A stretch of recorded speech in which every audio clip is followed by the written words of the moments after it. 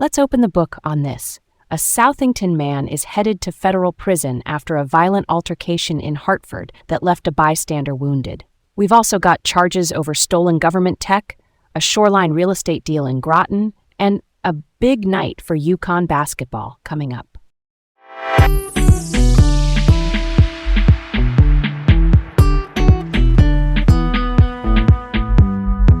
This is Leah. And I'm Garrett. Welcome to Laid Back Local, the news of the day, with Leah and Garrett, reporting from Hartford, Connecticut. All right, let's set the stage for this one. First up, Eric D. Cox, age 43, from Southington. Southington's our neighboring town just southwest of Hartford. He was sentenced to 29 months in federal prison, plus 2 years of supervised release. Supervised release is basically post-prison monitoring with regular check-ins. This stems from an altercation near Hartford Hospital in September 2020.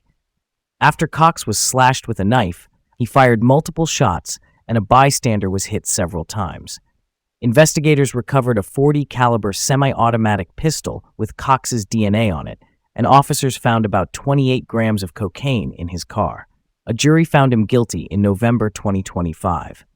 He was sentenced today and is required to report to prison in August 2026. He's currently out on a $100,000 bond, meaning he pledged money to remain free until his report date. Worth noting, he has a 2008 federal conviction for distributing crack cocaine, and the Hartford State's Attorney's Office is prosecuting the other person involved in that fight. Let's unpack this. Gunfire breaking out near a hospital is absolutely terrifying. Public spaces are supposed to feel safe, and a bystander getting shot multiple times drives home how fast things spiral when guns and drugs intersect.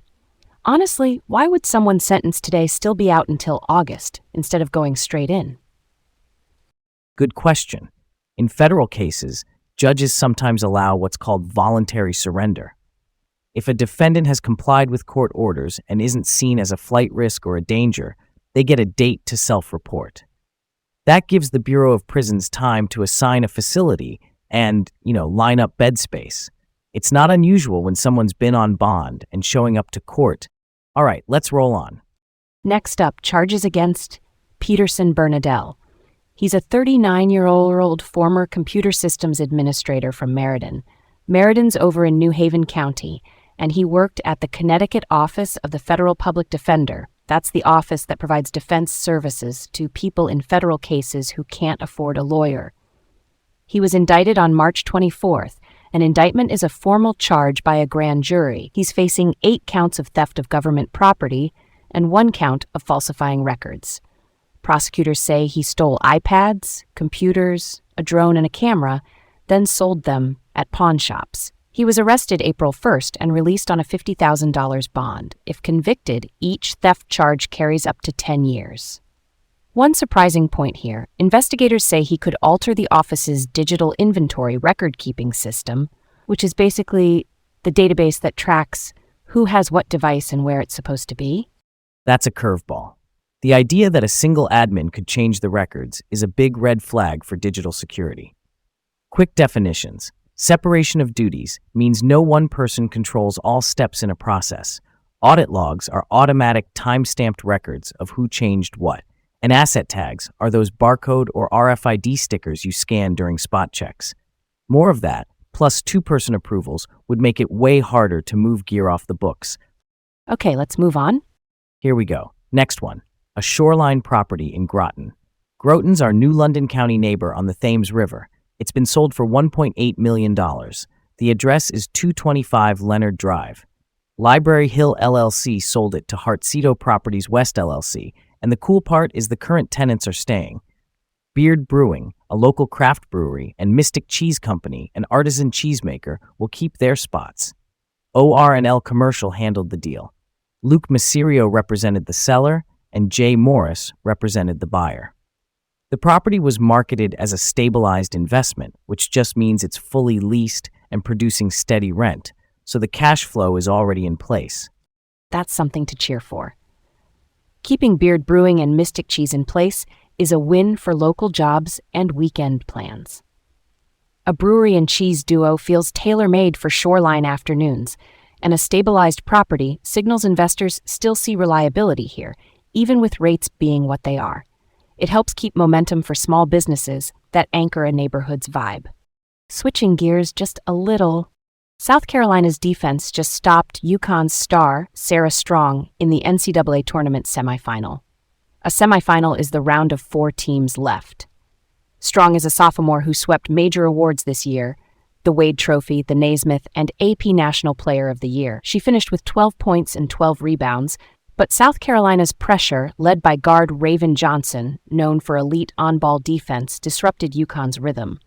The final was 62-48, ending a 54-game win streak. You could see the frustration, which is human when you're keyed on every possession. Coach Gino Auriemma and her teammates still backed her hard, saying this is a learning chapter, not the last word. Yeah, that checks out. Defense can tilt the entire floor. When a team like South Carolina bodies up the primary scorer, it forces tough touches and changes shot timing. For a young star, that's a lot of weight. But iron sharpens iron. Strong's got years ahead, and nights like this can be fuel for the next leap. On to the next thing.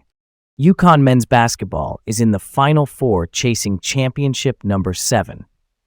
The Final Four is the last weekend of the NCAA tournament, with the 2 semifinals and then the title game. UConn is a number 2 seed out of the East and punched through after beating Duke in the quarters. Next up is Illinois in the national semifinal. Coach Dan Hurley has them humming, and senior captain Alex Karabin made it clear, banners matter more than appearances. UConn's 12-1 record in Final Four games since 1999 is wild. Braylon Mullins, a standout this season, hit a huge shot against Duke that swung momentum. And here's a fun wrinkle. Karabin could become the first player since the 1970s to earn 3 championship rings. That's a story worth telling. It's the grind that makes college hoops special, right? High expectations, tight margins, and history on the line. Illinois won't make it easy, but if UConn sticks to identity and late-game execution, that 7th banner is right there for the taking.